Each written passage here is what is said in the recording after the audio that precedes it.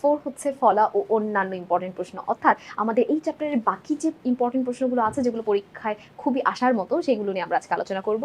তো আমাদের প্রথম যে প্রশ্নটা আছে, দেখো প্রথম প্রশ্নে বলা আছে একটি মাত্র ধ্বনি বিশিষ্ট শব্দের উচ্চারণ সবসময় কেমন হয়? সবসময় দীর্ঘ হয়, সেটা আমরা কিছুক্ষণ আগেই জানতে পেরেছি। যখনই একটা মাত্র ধ্বনি বিশিষ্ট শব্দ থাকবে, এক অক্ষর শব্দ যেগুলোকে বলে, সেগুলোর ক্ষেত্রে আমাদের উচ্চারণটা একটু বেশিই হবে। কোন ব্যঞ্জন ধ্বনি বর্ণসমূহ উচ্চারণ অগ্রতালু? আমরা জানি অগ্রতালু মানে কি, আমাদের তালুর কথা বলা হচ্ছে। আর তালব্য ব্যঞ্জন হচ্ছে চ, ছ, জ, ঝ। চ বর্গীয় ধ্বনির আগে নিয় থাকলে এর উচ্চারণের বৈশিষ্ট্য কি রকম হয়? অর্থাৎ চ এর আগে যদি নিয় থাকে, সেটা উচ্চারণ কি থাকবে? বজায় থাকবে। বাদ বাকি কোনো ক্ষেত্রে কিন্তু উচ্চারণটা থাকে না, কিন্তু শুধুমাত্র চ এর আগে যদি নিয়টা বসে, সেই ক্ষেত্রে এটার উচ্চারণটা আমরা বজায় রাখবো। ঠিক আছে, এরপরে হচ্ছে ঋণ। ঋণ এর উচ্চারণ কেমন হবে? রি এর উচ্চারণ কেমন হয় আমরা সবাই জানি, রয় রসি রি। আর মূর্ধন্যয়ের উচ্চারণ তো থাকে না, সেটা দন্ত ন হয়ে যায়, তাই ঋণ। কোন বর্ণটির নিজস্ব কোনো ধ্বনি নেই? দেখো ক্ষীয়, গ, খণ্ডত্ব নাকি নিয়, কার নিজস্ব কোনো উচ্চারণ নাই? ক্ষীয়র নিজস্ব উচ্চারণ আছে, গ এর তো অবশ্যই নিজস্ব উচ্চারণ আছে, খণ্ডত্ব তার নিজস্ব উচ্চারণ হচ্ছে ত এর মতো, তার এটারও একটা নিজস্ব উচ্চারণ আছে। এটাকে একটা ধ্বনি বলা যায়। ধ্বনি বলা যায় না নিয়কে, কারণ নিয় মাঝে মধ্যে নিয়র মতো উচ্চারণ করে, মাঝে মধ্যে ইয়র মতো উচ্চারণ করে, অর্থাৎ এটার উচ্চারণ একবার এক এক রকম হয়ে যায়, মাঝে মধ্যে এটার উচ্চারণ থাকেই না। এই জন্যই বলা হয়েছে কি, কোন বর্ণটির নিজস্ব কোনো ধ্বনি নেই? নিয়র নিজস্ব কোনো ধ্বনি নেই, এটা শুধুমাত্র একটা বর্ণ, এর নিজস্ব কোনো ধ্বনি হয় না। এই বর্ণের উচ্চারণ কয় রকমের হয়ে থাকে? আমাদের এই বর্ণের উচ্চারণ হচ্ছে দুই রকমের। একটা হচ্ছে এর স্বাভাবিক উচ্চারণ, এ এর মতোই উচ্চারণ হওয়া, আরেকটা হচ্ছে এ এর মতো উচ্চারণ হওয়া। তাহলে এটা হচ্ছে তো দুই রকমের। মৌমাছিতে ঔকার আছে। আমরা জানি মৌমাছিতে যেহেতু ঔকার আছে, এই ও সাধারণত রস্যু দিয়ে রিপ্রেজেন্ট করে, তাই না? ও যোগ রস্যু, ও। তাহলে এই জন্য এটা সঠিক উত্তর হবে 4, মৌমাছি।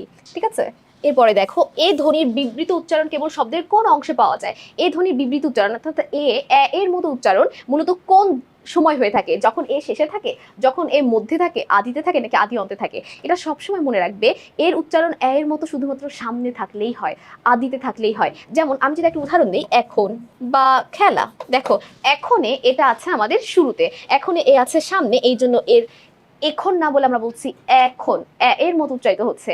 খেলা, আমরা খেলা না বলে বলছি কি খেলা, ক্ষয় জফলা আকার উচ্চারণ হচ্ছে।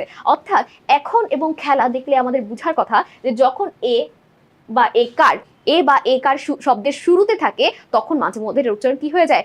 বিবৃত হয়ে যায়, এটার উচ্চারণটা ভিন্ন হয়ে যায়। বিবৃত উচ্চারণ মানে হচ্ছে এ এর মতো উচ্চারিত হয়, তাই এটা উত্তরটা হবে 3।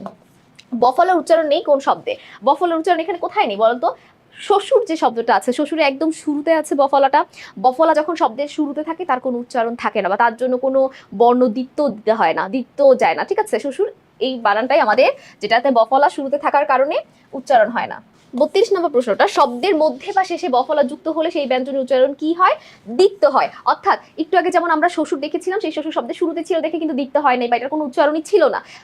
কিন্তু দেখো পক্ক বানানটা, দেখো পক্ক যে বানানটা আছে, সেখানে বফলাটা আছে কি ক এর সাথে, অর্থাৎ শব্দের শেষে। এই জন্য দেখো ককে আমাদের দুইবার উচ্চারণ করতে হয়েছে, পক্ক, ক, ক দুইটা ক, এটাই কারণ। ঠিক আছে, বফলার কারণে আমাদের বিশ্বাস মাঝে যখন ছিল, দেখো এই বানানটাই দেখো, বিশ্বাসে বফলাটা আছে মাঝে, যখন মাঝে থাকে তখন আমরা উচ্চারণ করছি কি বিশ্বাস, দুইবার শয়ের উচ্চারণ করছি। অর্থাৎ বফলা যার সাথে থাকবে সেই ব্যঞ্জনটা আমাদের দুইবার উচ্চারণ করতে হবে, দ্বিত্ব যাবে, দ্বিত্ব মানেই 2। 33 নম্বর প্রশ্নটা বলা আছে, শব্দের প্রথম বর্ণে মফলা থাকলে ময়ের উচ্চারণ কার মতো হয়? দেখো প্রথম বর্ণে যখন মফলা থাকে, ময়ের কোনো উচ্চারণ থাকে না। কিন্তু আমরা জানি আমাদের যে নাসিক্য ব্যঞ্জনগুলো আছে, কোনগুলো বলো তো? উম, নিয়, মূর্ধন্য, দন্তন্য এবং ম।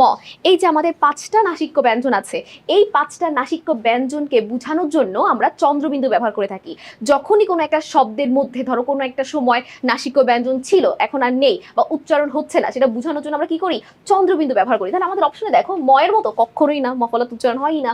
ময়ের মতো, অ এর মতো, নাকি অ এর উপর চন্দ্রবিন্দু, অর্থাৎ অ এর তো নিজস্ব মানে শব্দের মধ্যে উচ্চারণটা থাকে না, কিন্তু চন্দ্রবিন্দুটা বোঝানো হচ্ছে নাসিক্য বোঝানোর জন্য। এই জন্য আমাদের সঠিক উত্তর হবে 4, যেটার উপর চন্দ্রবিন্দু দিয়েছে, কারণ ম একটা নাসিক্য ব্যঞ্জন।